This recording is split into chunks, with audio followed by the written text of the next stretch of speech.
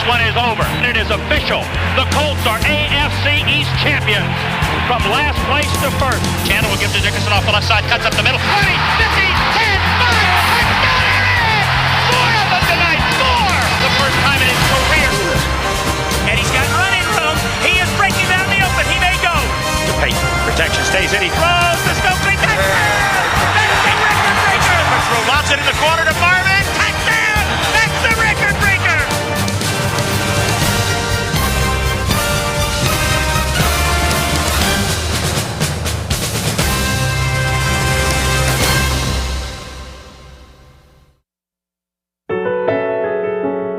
From 1948 to 83, Baltimore's Memorial Stadium represented the soul of a city. It was there that Colts fans worshipped a team that brought them the best of times and the worst of times. When the grand old lady of 33rd Street went down, 35 years of pro football history went down with her.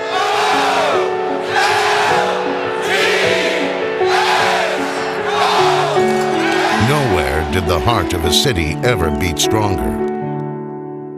Part of the proud legacy of the Baltimore Colts was their contribution to the growth of the National Football League.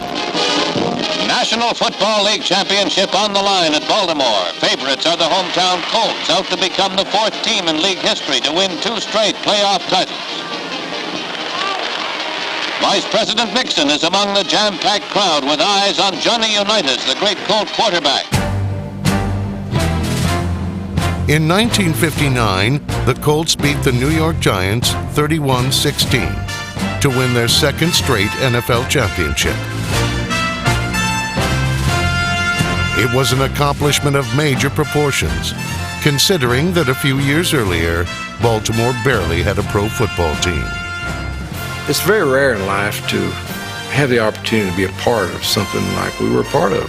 And, when you get a chance to compete at a level that there's not any higher level to compete at, and for a city, it's just enjoy it, because these type of things don't come around very often.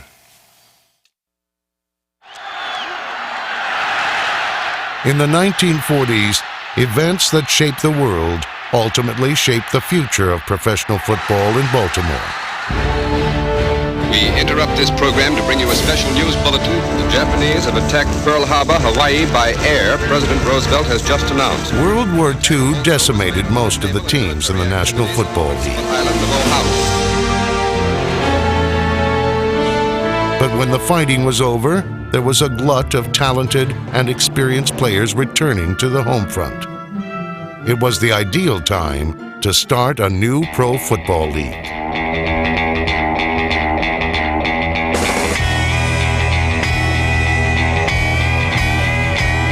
I believe that America was ready to accept the new dimension that pro football was going to offer, and the All-America Conference provided that.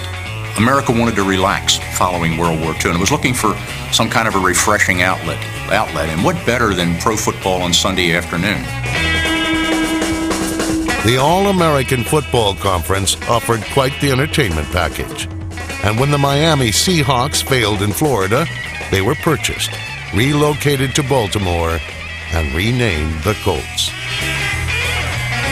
But even the first cheerleaders in pro sports couldn't help the Colts win more than one game in 1947. They went and said that if we don't get some player help, we don't see how we can continue to compete. So the All-America Conference's stronger teams got together and established a player pool where Baltimore would be helped. And Paul Brown gave them Y.A. Tittle. He had Otto Graham, and Tittle knew that he wasn't going to play, so he just handed him over to Baltimore. Take you to Baltimore, Maryland for the playoff for the Eastern Division Championship of the All-America Football Conference. Note the ease and the grace of Tittle's passing technique. Davis gathers in the pigskin to bring the Colts into scoring position. Only a controversial play allowed the Bills to rally and win the game. Baltimore was leading when a Buffalo fumble was ruled an incomplete pass. Given possession and another chance, the Bills went on to score and won. The near riot that ensued was an encouraging sign of support for the team. That public passion helped the Colts become one of 3 All-America Conference teams to merge with the NFL.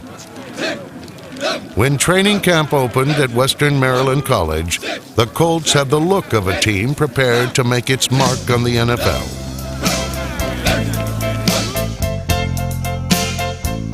And make a mark they did.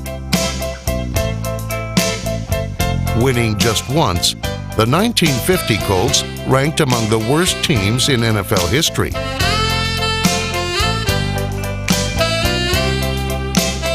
Even when things began to go right, they seldom ended that way. Embarrassment led to futility, and ownership backed out. The NFL bought off the team's assets for $50,000, including all of its players. The Colts became a ward of the league, and Memorial Stadium lay fallow for 2 years. Stockholders sued the league for stealing their team, then won the right for the league to replace the Colts with another team. Baltimore was awarded the Dallas Texans, a team that may have been worse than the one it replaced.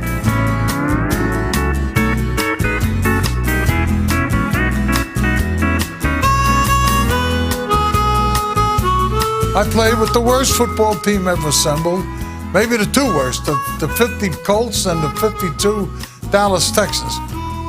I was in, I think, 4 winning games in 4 years, so we were building character. That's what we were doing. We played the Rams twice in 50, an exhibition game in San Antonio and a league game in Los Angeles. They scored 147 points against us in 2 games. How bad can you be? I mean, we were so bad. I mean, we really got the kicked out of us. It's terrible, but it was fun. But it could be rationalized. A bad team was better than no team at all.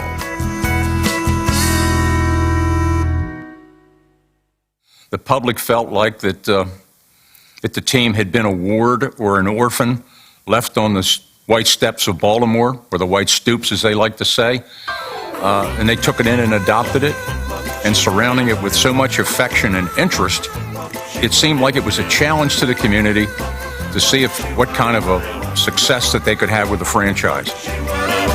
One of the few success stories was a diminutive running back named Buddy Young. An acorn among oaks, Young mixed magic into the general despair of those losing seasons, especially when he took on a horse named Dixie, the Colts mascot, in a match race. Buddy won the race, along with the hearts of Baltimore fans. Despite Young's talents, the Colts continued to struggle until they hired a new head coach, a frugal Quaker from Richmond, Indiana. That man was Weeb Eubank, the perfect coach for the times. First, I tried to be honest with them, and I would tell them what I wanted, and as long as they were honest to me, we both got along fine. It was family. We had great team spirit, and that's harder to get now. Most of the players in those days didn't have some agent talking to them about who would spoil the whole party. We had the genius to be able to give us an offensive system that was very sound, but also very simple. So we were not overburdened with a whole lot of plays and a lot of things to think about. We knew what we were doing. 2 holdovers from the Texans, Art Donovan and Gino Marchetti, were joined by a collection of mavericks and misfits whose rough and rugged image was embraced by a city starved for a winner.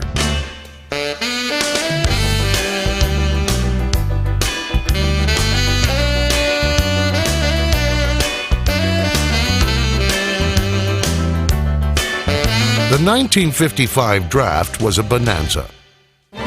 12 rookies made the 33-man roster, including Alan Amici, who scored a touchdown the first time he touched the ball.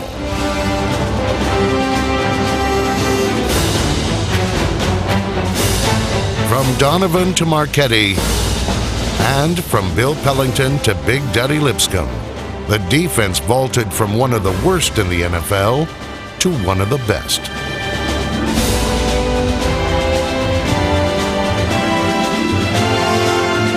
Most of the pieces were in place, except one. What the team needed was a man with an infectious will to win. The Colts found their rock on a sandlot in Pennsylvania.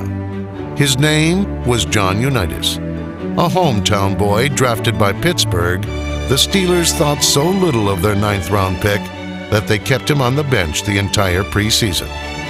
Unitas took a construction job and on weekends played football for the Bloomfield Rams for $6 a game.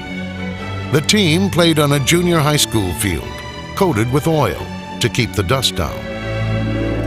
The skinny kid quarterback led Bloomfield to an undefeated season, and when the Colts heard about Unitas, they offered him a tryout. That 80-cent phone call would alter the course of football history. In Unitas, Weeb Eubank found the player who would define the game's most challenging position. When the 1957 season began, Unitas was a backup to quarterback George Shaw. But in the 4th game, Shaw broke a leg, and Unitas got his chance. His debut gave no hint of the brilliance to come. After his first pass was intercepted and returned for a touchdown, Unitas went on to play 17 seasons in Baltimore, a period when the Colts posted the NFL's highest winning percentage. The Colts added more key players, like Lenny Moore, number 24, whose trademark spats came to symbolize the syncopated rhythm of the Baltimore offense.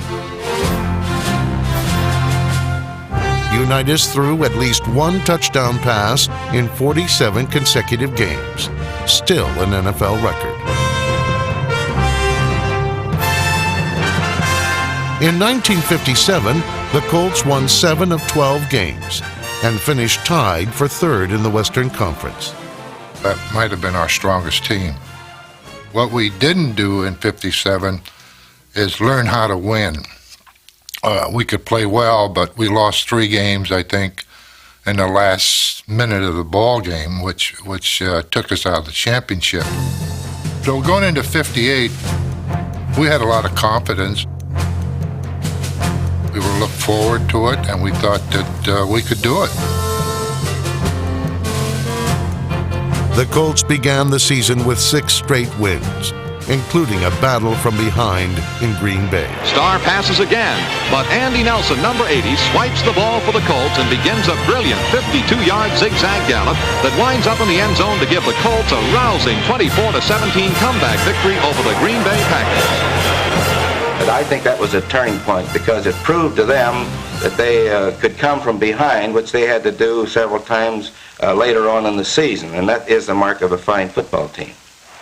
In late November, the Colts clinched the Western Conference title with an even more dramatic performance against the 49ers. Y.A. rolls out wide to the right and scores his 2nd touchdown to put the Prospectors back on top 13-7. After the kickoff, Unitas tries to pass from deep in his own territory, but Matt Hazeltine picks off the deflected toss and fights his way into Prospector pay dirt. The 49ers have the handicappers all upset as they lead the Colts 27-7 at halftime. You talk about a team that went to work. We were down 27-7 at halftime, and we needed to win that game to win the conference championship. The Colts have a long road ahead as Lenny Moore takes Johnny Unitas' toss in the 3rd quarter, and Lenny gets to the 49ers' 3.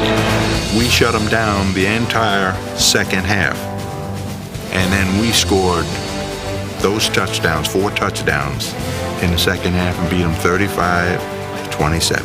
Lenny Moore sets out to change things in a hurry. He rounds left end and sets sail on a dazzling broken field run. Goal to War Miss Agnes, 73 yards to put the Colts on top for the first time, 28-27. That was the greatest football game that we played as an offensive and defensive unit.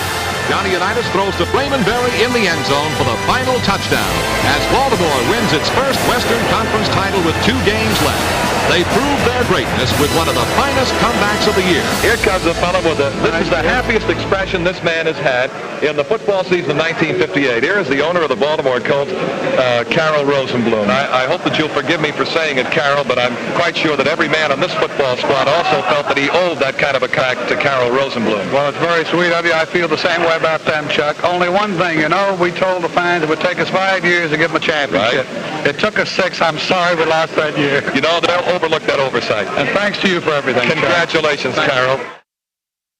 But the big day, the day that none of us will ever forget, was Sunday, December the 28th. Yankee Stadium jam-packed for the greatest playoff game in pro football history. New York Giants versus the Baltimore Colts for the National Pro title. And nearly 20,000 Baltimore Colt fans journeyed to New York City and Yankee Stadium to root on their beloved Baltimore Colts. The largest television audience of its time, 50 million viewers, tuned into sold-out Yankee Stadium and watched the Colts seize a halftime lead. Unitas fakes to Amici, then gets set to throw. George Prees and the other Colt linemen build a fence as Johnny fires a scoring strike to Raymond Berry, who was open in the end zone, and the Colts have a 14-3 lead at halftime. Following a stirring and unforgettable halftime show, the momentum swung to the Giants.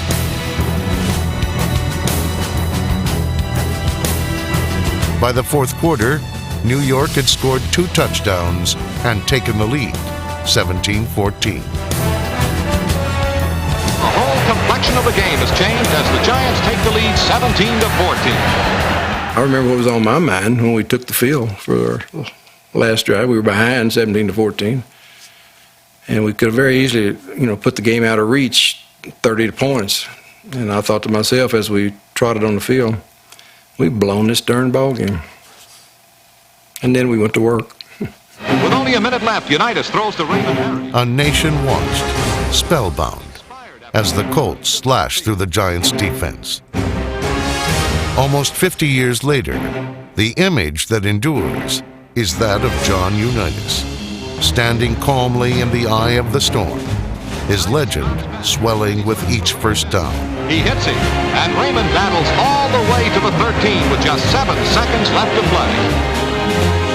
With only 7 seconds left, Steve Mara boots a field goal to tie up the score, and that brings on the first extra period sudden death play in football history. Here was a football game, 2 teams so good neither one could win, and now you go into an overtime period. And then the fans realize, son of a gun, that's the way you do it. This is quite a game. Alan the Horse Amici crashes over for the winning tally. Baltimore Colts win the pro football title 23-17. If ever you needed one thing to close the deal, that game did it. It was just football up to then. Later called the greatest game ever played, it was gripping theater and raised the curtain on pro football.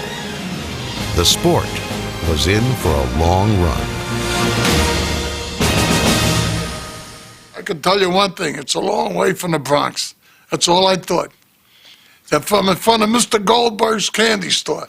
And after the 58 championship game, I'm standing in front of the candy store, and Mr. Goldberg comes out and says, "Artie, you big bum, you out of work again?" He didn't know I played football. So everything is relative. My off-season occupation goes from working in a factory. I was a bartender. I worked at Sparrows Point as an iron worker. And I set pins one year at my cousin's bowling alley. The Colts quite literally owned the town, and their players were among the first to use their names to score points in business. The Colts of the late 50s were rich in star quality, yet they had a working-class humility that matched the blue-collar fabric of Baltimore.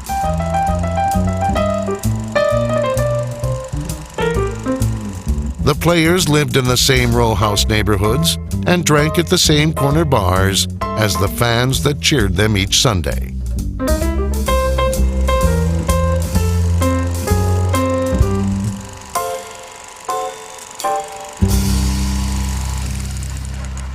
that's what made it nice. I think the closer you can get to the players and the action, the more fun it is for the fans. God, I can remember Lenny Moore making one of the greatest catches I've ever seen on the far end of the field, and God, first thing you know, there must have been 100 fans around him picking him up. It was a blue-collar town, you know. Everybody liked to mingle with the football players, and we were the king of the hill. Many a time, Ordell Bracy and I talk about this, and we say, you know how lucky we are that we played in Baltimore? Because if we had played in some other city, we'd all be gone. Maybe Detroit, someplace like that. Here, we're still big fish in a small pond. And if anybody ever tells you they don't like to be recognized, they're either a damn liar or a fool, period. That's the way I look at it. You just have to be in Baltimore to appreciate enthusiasm. I've never seen spirit that existed in any city as it does here in Baltimore. Really pumped us up, really pumped me up. I ran out of there, I felt I was in heaven. When I heard that Baltimore Colts song, I just said, well, boy, this is it. I'm the luckiest guy in the world. I used to come on the field, and something would say, look around the stands and see all these people. At pregame warm-up, and I turn around and I look around. I said, man, I don't believe this. I said, I'm a Baltimore Colt. I'd be pulling at my jersey, looking at that blue. You don't know what that did for me. You don't know what that lifted. In the 1959 championship game, the Colts faced the New York Giants again at Memorial Stadium.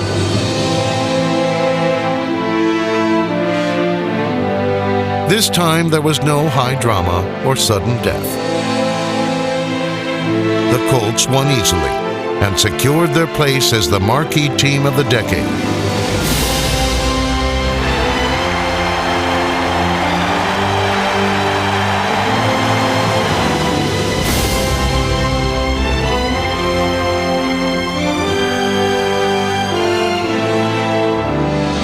With that game, the decade came to a close. So too did an era in pro football. For the NFL, the 1950s served as a bridge from the sandlots to the Super Bowl, a time when the joy of the game reflected the glow of post-war America. In the next decade, the 1960s, the Colts would enjoy continued success with a new look and a new head coach. Injuries and inconsistency ended Baltimore's championship run in 1960, and the team fired Coach Weeb Eubank 2 years later. The Colts were uninspired, so management sought a disciplinarian as their next hire. Weeb was just so nice that what eventually happened, some players start taking advantage of nice guys. And that's what happened with Baltimore. Some of the players start relaxing a little more than they should. Our owner was Carroll Rosenblum, and when Carroll was going to make a change for the head coaching position, he asked his captain, Gino Marchetti, who should I get? And Marchetti said, there's only one guy. And he said, who's that? He said, Don Shula. He said, you mean that guy that used to play here, that defensive back? Traded to Baltimore in a 15-player deal in 1953, Shula was a steady performer, yet hardly a star. But his dedication translated well in the coaching ranks. After a stint as Detroit's defensive coordinator, the Colts made the 33-year-old Shula the youngest head coach in NFL history. I was going back to coach some players that I had played with when I was still playing with the Colts. I had to prove to them in a hurry that I knew what I was talking about and that I could lead them in the right direction. That was my toughest challenge as a head coach. You know, it's like one of your high school classmates coming back and all of a sudden he's your boss at a job that you did better than he did. Shula compensated for his inexperience with a hard-nosed style. Among his innovations were 3-a-day practices, even in the heat of training camp. 438. Blowing calls. Listen to what the quarterback says in the huddle. Jesus, Corky, what the hell are we doing? We'll get killed. Why did he beat you then? He got below you. Now, he can't get below you if you're looking the eyes into the belt buckle, right? right. Nice, Sam. You had that face right in his mustache. Good job. All right, we're hitting some good licks both ways. Going hard. All right, turn it on now, Jerry. When you get through, turn it on. All right, we've had 3 ball carriers fall down just because they've got their legs hit. Stay on your feet. Let's go. All right, okay, all right. Shula not only knew his football, but he set out his rules and regulations, and you better follow them. And everybody knew that. We had a disciplined team. If you had a meeting at 10:30 and you're not in your seat at 10 o'clock, $500 fine. So I raised all my kids under Shula time, and when my grandkids met him, they thought his name was Mr. Time. Johnny Unitas, for one, didn't approve of Shula's methods, but would not say so publicly because the young coach became a perennial winner. John really felt that he didn't have to have a coach telling him what he had to do. I think John felt that this is my job. It'll be my responsibility whether we win or we lose, and I think I know how to win. John Unitas was a tremendous competitor, but he also, he had his own ideas as to how things should be done. You really had to treat John with kid gloves. One of them was a great football coach. The other one was a great quarterback. You're not always going to be big buddies, but you can win together. Though Unitas and Shula may have disagreed personally, it rarely showed on the field. In 1964, Shula's second year, the quarterback earned his second league MVP award. And with halfback Lenny Moore returning to All-Pro form after 2 injury-plagued seasons, Baltimore won the Western Division. Some of the sports writers, and they're starting to say, well, maybe Lenny Moore has lost it. And that's all Lenny Moore had to hear. And I said one thing about it. I said, I'm going to prove to those, who think that I don't have it anymore. So when he came back that year, he started off, and he started on fire. I mean, he scored 20 touchdowns that season. It was just a reminder of the awesome scoring power of Lenny Moore. It certainly made things a lot easier on me. 2 NFL records were broken by Raymond Berry and Lenny Moore. Lenny scores his 19th and 20th touchdowns to lead the National Football League in scoring, breaking the old record held by Green Bay's Jimmy Taylor. He also extended his record-breaking scoring streak to 17 consecutive league games. Truly, this great Colt veteran deserved the honor of Comeback Player of the Year. Raymond Berry's 5 catches against the Redskins brings his lifetime total to 506, making Berry the #1 pass receiver of all time in the National Football League. In defeating the Redskins, the Colts put the topper on an unbelievable season that saw them win 12 and lose 2 to become best in the West. Shula won Coach of the Year honors that same season, leading the Colts to the NFL championship game against Blanton Collier's Browns. We had, the real, with Unitas and Berry and Lenny, we had the explosive offense. I felt that, yes, we were a better team, and I looked at the Browns, and they had that defense, it bends but it doesn't break. In the first half, the wind was gusting off Lake Erie at 25 to 30 miles per hour, and both teams played conservatively. Baltimore gave Cleveland a scare by holding an offense that boasted Paul Warfield and Jim Brown scoreless for 30 minutes. And we played a pretty tough first half. I think it was 0-0 the first half. And then the second half we come out and we missed so many assignments. We never had a chance. We just were flat as can be. And I can still remember this day. It was 27-0. And there was like 20-some seconds left on the clock. And Frank Ryan called the timeout to try to score another touchdown on us. So I thought, God darn it, if they ran a playoff, I was going to hit them if I had to chase them to the bench. And that year at the Pro Bowl, we did hit them. No, we did hit them. Still, no single tackle could help the Colts recover from such a letdown. Shula's challenge for 1965 would be to keep his charges motivated, and he did so with some of the most creative game planning of his career.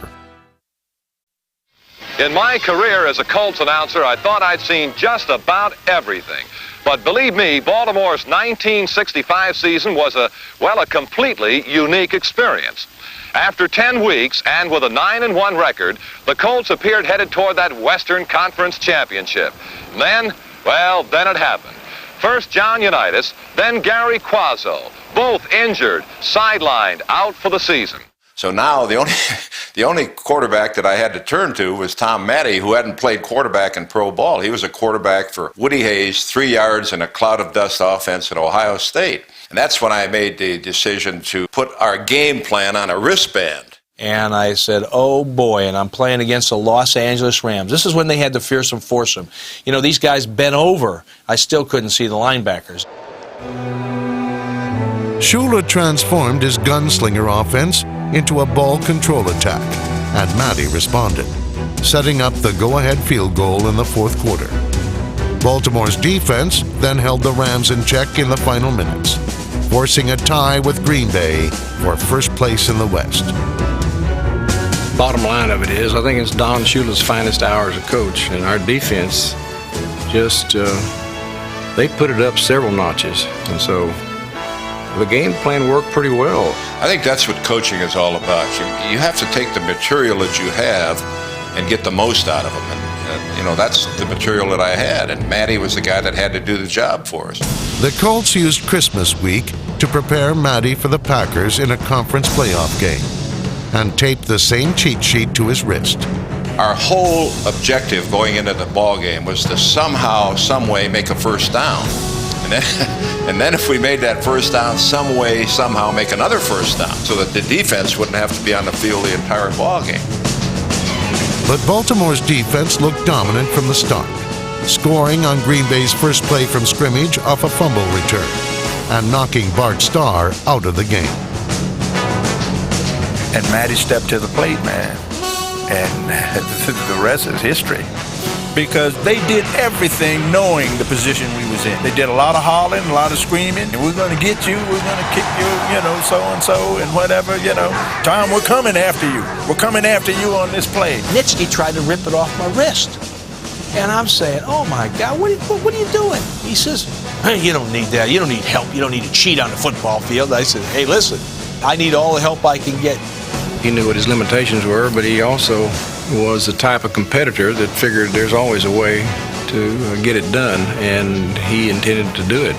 Matty led the Colts to a second quarter field goal, but the Packers tied it in the fourth with 3 controversial points and won in overtime.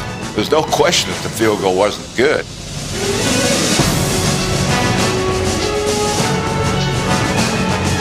I give that team a lot of credit because that probably, in my entire coaching career, that was the best effort from a team that wasn't supposed to be able to do it. It was a great, warm, fuzzy feeling, but I was down real bad. And I got in a locker room, I took that wristband, and I threw it in the garbage. And John Stedman picked that wristband up, wrote a long story about it, sent it to the Hall of Fame, and that's how I cheated my way into the Hall of Fame. Baltimore failed to reach the playoffs in 1967, despite 11 wins and a third MVP award for Johnny U. Unitas threw 20 touchdown passes, including one in a loss to the Rams at season's end, which cost the Colts the Western Conference crown. We lost, and they went to the playoffs, and we went home. But it was very disturbing knowing that you were still, the second best team in the National Football League, and you didn't even qualify for the playoffs. But Don Shula and assistants Chuck Knoll and Bill Arnsparger had installed a championship-caliber defense by the start of the 1968 season, with 6'7" Bubba Smith, part of a ferocious 8-man blitz. The timing was perfect, as Baltimore had lost its biggest star in the preseason. Well, Coach Shula is certainly not the most pleasant way to start a year, and I guess I have to start with kind of a negative question about John Unitas' arm. How is it, and what can you tell us about it? Well, it doesn't look good right now because early in the first quarter in the game against the Cowboys, I think John tried to throw long to Jimmy Orr, and he felt something snap in there. And Unitas comes off like this. So, usually he bangs his finger on my headgear or something, and I said, what do you got? He said, I don't know, this thing feels like it's torn or something. Unitas suffered a tear in his right elbow that doctors believed would take weeks to heal. Yet the Colts were in capable hands with backup Earl Morrall, who was acquired that summer in a trade with the Giants. He himself had been a number one draft choice with the 49ers, played with the Steelers, the Lions, the Giants. He was well seasoned. That kind of attention was not going to affect Earl Morrall. They didn't even know our formations, much less the plays. And Tom Matte had to help him call formations for the first several weeks. Morrall proved to be a quick study, winning the NFL MVP award after throwing for a league-high 26 touchdown passes. We won 15 games with him out there. That was one of the great accomplishments by a team ever, and we did it without Unitas. Morrall and the Colts' top-ranked defense mauled the Vikings in a muddy first-round playoff game at Memorial Stadium, scoring 14 unanswered points in the third quarter to set up a rematch with the Browns for the NFL championship. The ball is free. Baltimore's got it. Racing for the goal line is Mike Curtis. He's to the 15, 10, 5. Curtis scores. Go to war, Miss Agnes. Baltimore's defense just took the ball away from Cap. And for the Baltimore fan, suddenly it is not such a gloomy Sunday afternoon. Baltimore returned to Cleveland with old scars from the 1964 championship game, and a fresh one. Its only loss during the regular season had come against the Browns. So this was really sort of a retribution time for us, as we considered it. At least for me it was, because that was my hometown. I went back in front of my home people. My family was there. Is it broke? No, it's a perfect. I don't want to go, Brett. Come on, killer, get him, baby. All right, let's go. Nothing, come on. Pick one off. From the 22-yard line, Billy Nelson drops back to pass. He pumps one. Now he rolls in the pocket. He fires, intercepted by Mike Curtis, and he goes out of bounds. Curtis intercepted at the 32-yard line. Colts have intercepted, and they get the football back. Tom Matte then scored his second touchdown of the day for a 17-0 halftime lead. Wary of a letdown, Shula offered the Browns no reprieves in the second half, hammering them with a well-balanced offense. Way to work, Tommy. Damn, want to be in. Way to go, Glenn. 66 option to Mackey.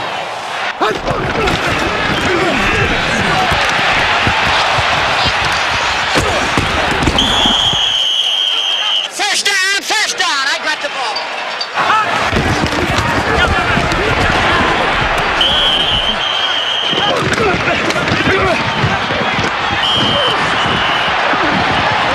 Third down, he's still like 60, special individual to who? Jimmy. Jimmy's not in there. Jimmy's not in there. Willie, all right, Willie. I thought you said Jimmy. Baltimore planned to throw to Willie Richardson on a fly pattern, and the play worked brilliantly. Off play action, Morrall went to the 6'1" receiver, and he out-jumped his 6'3" defender at the 5-yard line, setting up Tom Matte's third touchdown run. Ball turns, gives to Matte off the right side. Touchdown, Baltimore! Matte zooms in over the right side for a score. His third TD of the afternoon. The Cleveland Kid, Tom Matte, having a great afternoon. The Colts defense administered only the second shutout in Cleveland history, holding NFL rushing leader Leroy Kelly to 28 yards and sacking former nemesis Frank Ryan in the fourth quarter. Well, it was kind of a grudge game. Cleveland had always been tough on us, even during the regular season. So it was a great opportunity for us to go back there and get a little bit of revenge there. We were really on a roll, and we considered ourselves one of the best teams. I thought we were one of the best teams in the league. And this ball game is history as the gun sounds. And it's been a very gloomy Sunday in Cleveland. But in that great city of Baltimore, ain't the beer cold. Baltimore then took part in what was one of the most important games in NFL history, Super Bowl III. The Colts would lament not only the final score, but what could have been. There's Johnny Unitas warming up. Had a muscle tear in his right elbow all year. He's coming along slowly. He may be in here before this one's over. Shula had to make a tough decision. Here's a quarterback that had won 15 out of 16 games for him. Is he going to Unitas, who hadn't started a game for the Colts that year, or is he going to stay with Morrill? It was a difficult situation. Trailing at the half, Shula went with Morrill for the first series of the third quarter. But after the Jets added a field goal, Unitas finally got his chance. When John came in the game, I think that added a dimension. I think the Jets' faces changed. They might never admit it, but I think they looked over there and saw 19 and said, uh-oh. Unitas piloted the Colts to their only score late in the fourth, but could not complete the rally. The loss hastened Shula's departure after the 1969 season. Retrospect, if I had to second guess myself, I probably should have made the decision right at halftime to go with Unitas in the second half. That's one of the things I look back on now and say, what if? Baltimore ushered in two new eras in 1970, relocating in the realigned AFC East Division and hiring assistant Don McCafferty as head coach. This afternoon, we're just going to start out with a regular practice and play catch-up football mentally for them. We're going to throw a lot at them, and these are men who've been through this before, and they shouldn't be too much problem for them. Easy rider, we used to call him. Mac was, he was a quiet guy that when he raised his voice, it was for a reason. The easygoing McCafferty enjoyed a good rapport with Johnny Unitas, and the pair opened up the offense that season, taking advantage of the emergence of speed receivers Eddie Hinton and Roy Jefferson. The Colts led the AFC in scoring with 321 points. Unitas takes the snap, goes back to throw, looks downfield, set, fires long, into the end zone, it's complete!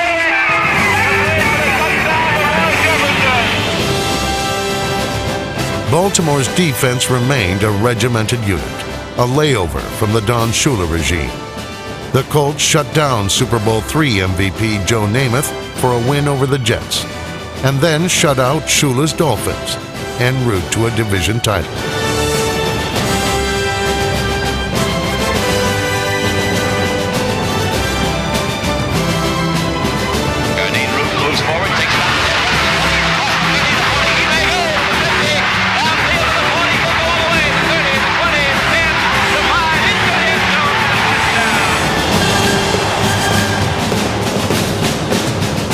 Baltimore then faced Oakland in the first ever AFC Championship game, and the Colts played to their strengths, made a few big plays, and let the defense gorge itself.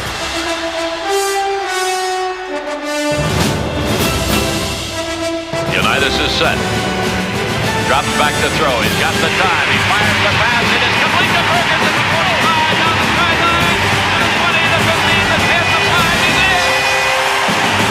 Ray Perkins gets the TD.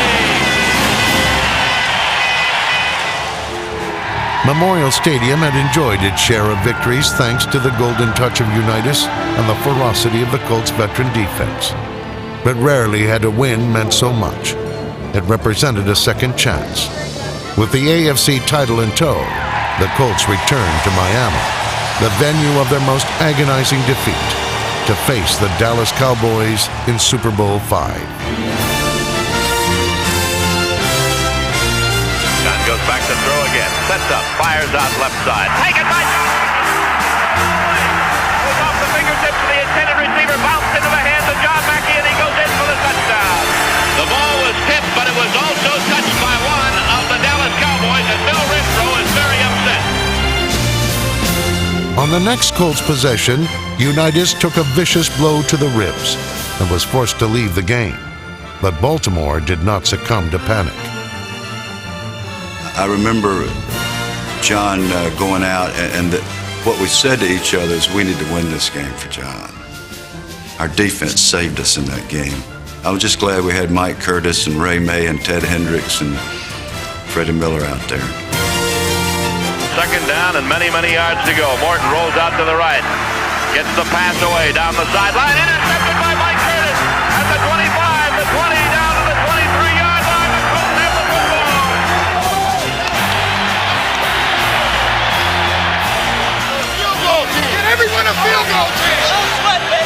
In a Super Bowl that was artistically lacking, it seemed fitting that it would be decided in the final 5 seconds by a field goal, kicked by a rookie.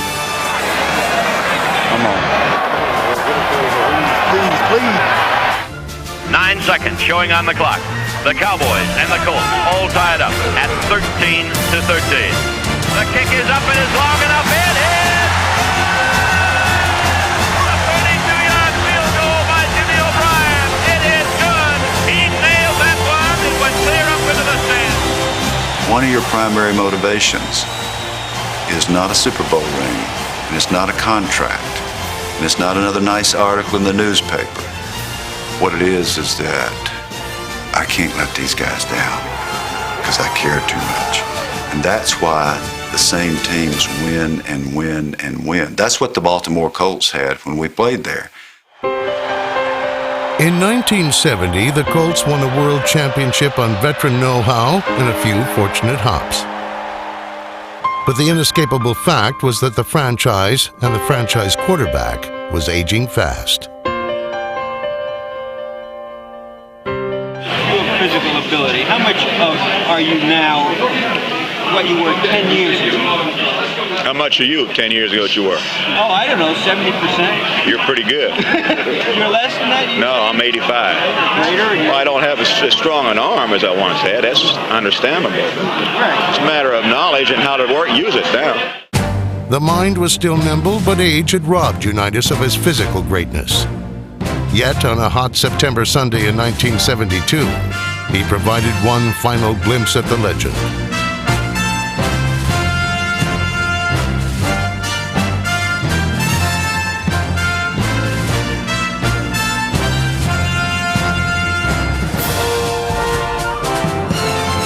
Joe Namath and Unitas would combine for nearly 900 yards passing that day.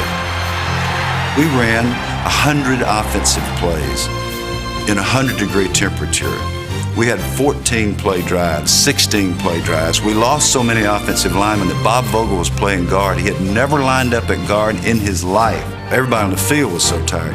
But somehow we went down and we scored just about every time. So we'd be on the field for an 8-minute or a 7.5-minute drive, and Joe Willie would come out there, throw one ball, 80 yards, touchdown. We got to go back out there and play some more. And it went like that all day until he hit 3 or 4 more big ones and we didn't score, and they pulled away from us. In 1972, the Colts would go 5-9, but that was hardly the worst of it. It was a traumatic year for Baltimore, and it was brought on by Joe Thomas, a man who knew football players and knew talent like few other men do. And he came in and felt like that a youth movement was necessary. He made 17 trades the first off season, compiled, I think a record 24 draft choices at that time. He thought it was an aging, tiring team. I can see that you needed some replacement parts, but I didn't think that you needed to have it done en masse the way that worked. But what he underestimated is the love affair and the attachment that the people of Baltimore had for those heroes. There was no fanfare, just cuts, trades, and benchings. And not even John Unitas was immune. And maybe it could have been handled differently. I don't know how you handle that. When you reach a situation where you have a player who's past his prime, who is as good at his position as anybody that ever played the game, how do you handle that? Did that bother you waking up in the morning and knowing that you weren't popular at that time? Well, it really didn't bother me that much personally because I knew what I was doing. People said, you weren't diplomatic about it or whatever. Were you diplomatic? Well, yes, in my mind, how else you tell somebody that they have to sit or what? And it was a decision I had to make, and I just made it, that's all. Here's what happened. It was a day off, and so a few of us were in there to get treatment or whatever it is that we do. I was one of them, Unitas was one of them, and somebody picked up the phone and said, "John, it's for you," and he walked back there and he said, "Okay." I was standing there watching him because my locker was next to that door. He said, "Okay, fine," put the phone down. He walks out, and Sully or somebody said, "Who was it?" And he said, "I'm down." I said, "What do you mean you're down?" He said, "I'm benched, I'm through, I've been put on the bench." And the conversation wasn't 10 seconds. That's not the way you tell John Unitas he's not starting the next game. The greatest quarterback in NFL history rode the bench for the rest of the year. Colts fans hope to see Unitas play one last time in a late-season game against the Buffalo Bills. It's the last home game. I think everyone in Baltimore realized that John wouldn't be a Colt the next year. Everybody in the stands is chanting, "We want Unitas, we want Unitas." John Sandusky had said to John Unitas, "Okay, we've got the lead. I want you to go in and run the clock out." John would not have gone in the game, I don't think, regardless of the fact that everyone was chanting, "We want Unitas." Marty Domre soon joined the plot to put Unitas back on the field. I had run in for a touchdown and got hit in the hip late in the game. So I came to the sideline, and John Sandusky, who was the interim head coach, came over and said, got me aside from John, probably 20 yards away, and said, "John won't go in the game." And I looked at him and I said, "What do you mean?" He said, "I want to put him in the game, but he won't go in." I said, "Well, good luck. I don't know what to tell you." He said, "Well, you got hit in the hip. How about if I tell him you're injured?" I said, "Well, that's fine. You can tell him I'm injured. I want no part of it, knowing John." And so he said, "Well, I'm going to go down. You stay here." So he walked down to John, had a conversation with him. I don't know what he told him other than he pointed to me and he pointed to his own hip. And John looked down at me. I shook my head yes. And with that, John stood up. The crowd's response, I mean, I'm getting chills just telling the story. It was unbelievable. It was surreal. God, it was emotional. Crowd's reaction was that they were probably going to be seeing Unitas for one last time, and whatever he was able to produce was going to make them pleased. Even if he'd have thrown an interception, they wouldn't have been too unhappy. Stands were up, everyone on their feet, and waiting to see what was going to happen. And John's last pass, maybe it was preordained, that in the middle of the crowd of Buffalo Bills defenders was Eddie Hinton. He came down to the ball and was able to break loose and go the rest of the distance for a touchdown.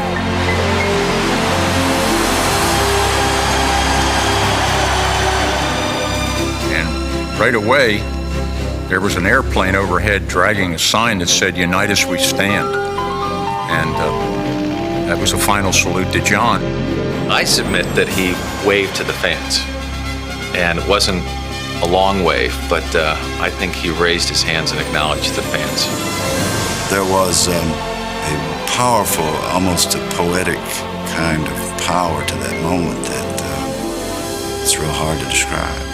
I wasn't there for Ted Williams' last at-bat, but I'm sure it was very similar to that moment in sports history when Williams hit a home run in his last at-bat. The most important aspect of the game that day was that John had a poetic ending to a legendary career in Baltimore.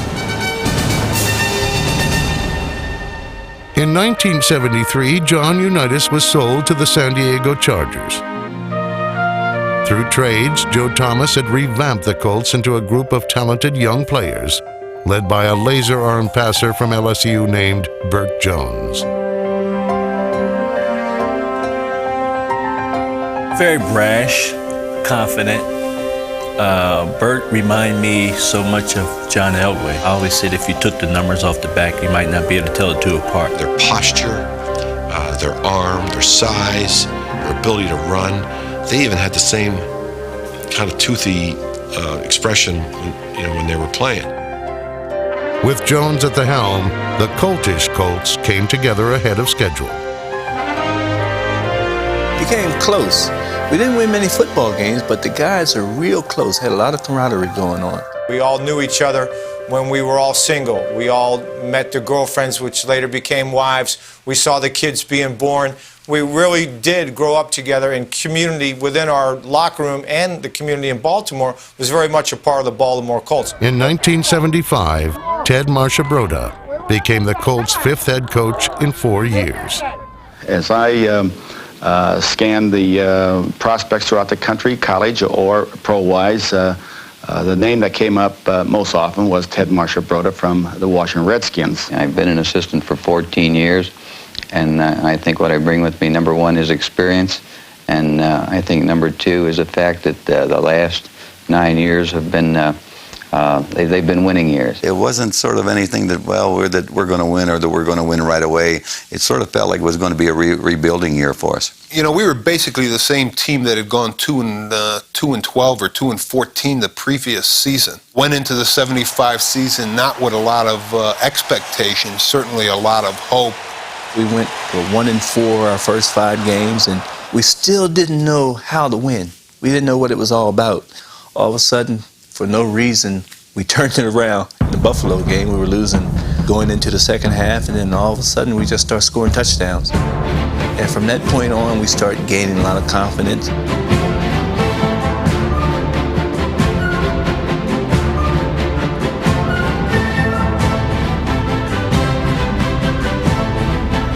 We knew they were improved. We knew last year, I think most of our guys felt that they may be the most improved team in the conference coming into this year. I know Coach Saban has said it a few times, and we knew they're always tough on us. Every time we play them here, we got to get out of here in a hurry, and this year is no exception, and they're definitely a tough football team.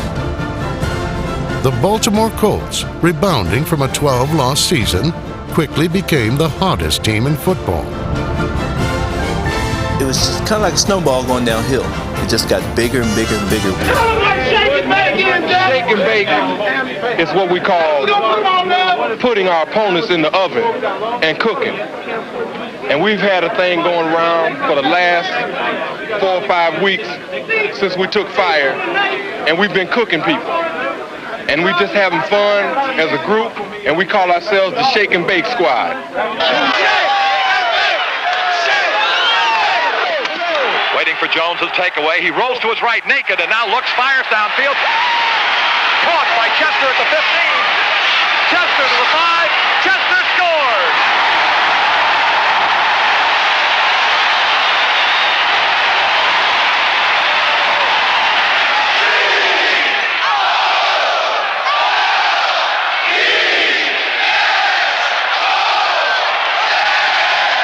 The momentum, that city gelled around this team, and there was a momentum and there was fun that we had been embraced by the city.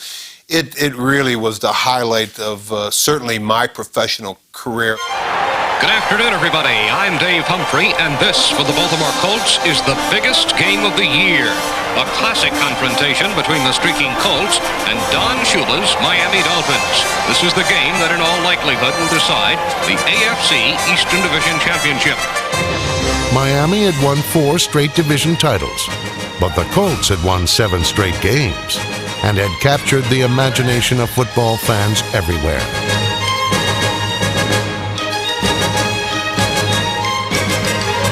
Takes it away. He wants to throw. Pressure is coming. Rolls right. Sets and fires. Caught by Lydell Mitchell. He's got a first down inside the Miami 40. The takeaway by Burton. No fake. Deep drop. Wants to throw. Dumps it off to Mitchell. Mitchell's got a 35. 30. Down to the 25. And he's inside the Miami 25 and taken down at about the 23. Baltimore is on fire. Pitch out to Mitchell to the right side. Swinging back to the 5, to the 2, and he is in for the touchdown. Oh, my. Score. 53 seconds to go. What a dramatic moment as the fog really now, Chuck, becoming difficult to see the field. The late touchdown forced overtime. In the eerie Maryland twilight, the upstart Colts came shining through.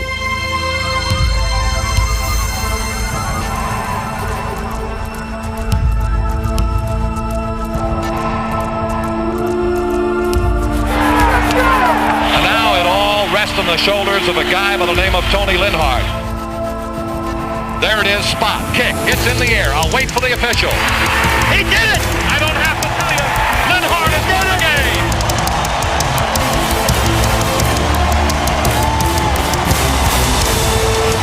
The Colt football team are being mobbed by young football fans who have waited and waited and waited. And the Colts have beaten the Dolphins twice this year. A win the next week clinched the AFC East crown. It had been 4 years between division titles, but it felt like forever. We played in a mess, but we've sure enough passed the test. We're the champs. What do you think, Buster? The Eastern Division Championship is all in the past. But when we arrive in Pittsburgh, we'll be cooking with gas. There's no question there's a lot at stake, but our oven is set to shake and bake. The shake-and-bake Colts were no match for the blast furnace that was the Pittsburgh Steelers. The steel curtain brought down the Colts' Super Bowl dreams in 1975 and 76. 1977 brought a new playoff opponent, the world champion Oakland Raiders. The Colts had now won 3 straight division titles and seemed destined to return to the Super Bowl.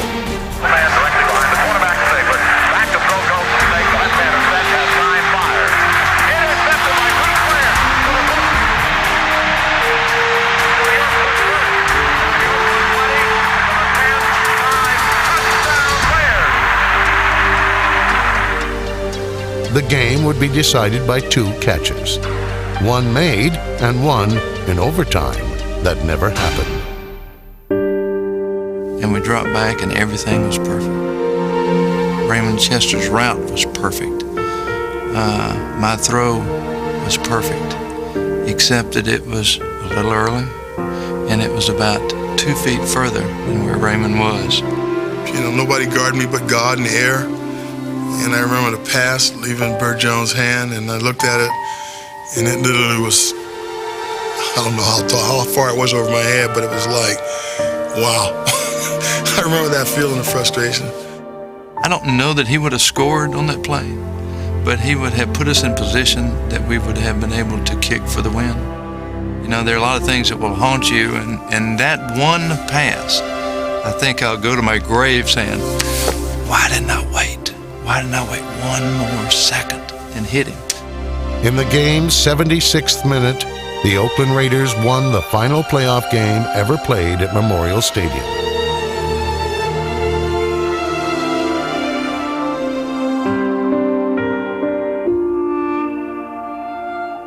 And I think in Burt's mind, that play cost him a chance to play in the Super Bowl. And, you know, here's, again, one of the great quarterbacks in the history of this league that people have just forgotten that should be in that galaxy, and that was his one shot. We were almost there. And after that year, it was a tough year for the Baltimore Colts. Matter of fact, it was essentially the dismantling of the last competitive Baltimore Colts team. The wheels all seemed to come off at once. A Super Bowl contender imploded into a puddle of conflict, injury, and frustration. On March 28, 1984, the Baltimore Colts, without warning, were moved to Indianapolis. The proudest of football families had been put asunder. History has proven that relationships may end, but devotion is forever. Such is the bond between the football fans of Baltimore and the men who played there.